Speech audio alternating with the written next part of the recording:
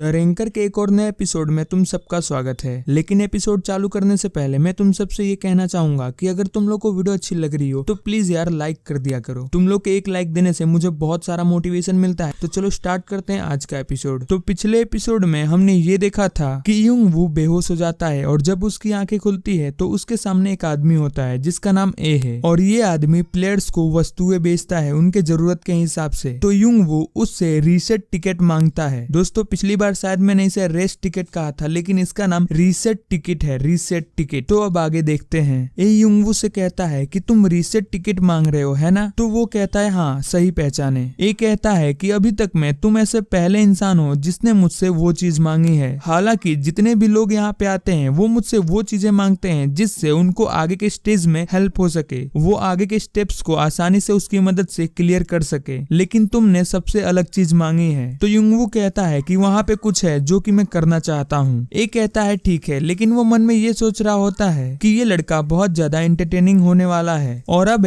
उस टिकट का इस्तेमाल करना बताता है कि इस टिकट को इस्तेमाल करना बहुत ही आसान है। बस तुमको उस जगह को सोचना है जहाँ पे तुमको जाना है और उसके बाद इस टिकट को बीच से फाड़ देना है। उसके बाद तुम अपने आप उस जगह पे पहुंच जाओगे। और अब मेरे जाने का समय हो चुका है। आई होप कि हम फिर दोबारा मिले। और इसी के साथ ए यहाँ से अब चला जाता है और इसी के साथ युंग वू के सामने एक विंडो ओपन होती है जिसमें लिखा जाता है कि आपने ब्लॉक ए में जितने भी स्टेटस प्राप्त किए थे वो सारे आपसे ले लिए जा रहे हैं उस चीज के पेमेंट के रूप में। और अब युंग वू ने जितने भी स्ट्रेंथ इकट्ठा किए होते हैं वो सब धीरे धीरे जाने लगते हैं। तो युंग वू कहता है मुझे ऐसा महसूस हो रहा है जैसे कि मेरे अंदर से मेरी सारी स्ट्रेंथ जा रही है। और अब एक और विंडो ओपन होती है जिसमें ये लिखा होता है कि अब आपको ब्लॉक ए को रीसेट करने का टिकट मिल गया है। और इसके बाद ही युंग वू के हाथ में वो रीसेट टिकट आ जाती है। और अब युंग वू उस रीसेट टिकट को बीच से फाड़ देता है। युंग वू के इस टिकट को बीच से फाड़ते ही उसके अंदर से बहुत तेज रोशनी निकलती है और फिर विंडो ओपन होता है और कहा जाता है कि आप वापस से फ्लोर के स्टार्टिंग पॉइंट पे आ गए हैं। और युंग वू वापस से उसी फ्लोर यानी कि 0 फ्लोर पे आ जाता है। और इसी के साथ एक और विंडो ओपन होती है जिसमें ये लिखा होता है कि आपका ट्रायल स्टार्ट हो गया है। अब युंग वू आगे बढ़ता है और कहता है कि मुझे जितना हो सके उतना ज्यादा आंकड़ा इकट्ठा करना होगा। और इसी के साथ वो ट्रायल को वापस से स्टार्ट करता है और फिर उसे वही सारी कठिनाइयां वापस से झेलनी पड़ती है। उसके सामने तीर आते हैं तो वो एक एक करके उन सारे तीर को ब्लॉक करते जाता है। युंग वू ये ट्रायल पूरा करते करते ये कहता है कि मैं अपने सेंस को इस ट्रायल के वापस करने से बहुत अच्छा कर पाऊंगा और अब सारी चीजें मेरे हाथों में है। मेरे पास ड्रैगन विजुअल की पावर है। मैं इस स्किल की मदद से ड्रैगन की आंखों का इस्तेमाल करके सच्चाई का पता लगा सकता हूँ। जब मैंने इस आई को पहली बार एक्टिवेट किया था तो मैं ये देख के शॉक हो गया था कि आखिर मैं कहाँ पे आ गया। जब मैं इस पावर का इस्तेमाल करता हूँ तो मेरे सामने की हर एक चीज व्हाइट कलर में बदल जाती है और उन पे ब्लैक कलर की लाइंस होती हैं। ये लाइंस वस्तुओं को उसके सही आकार में बाहर लाती है। मेरा भाई इसको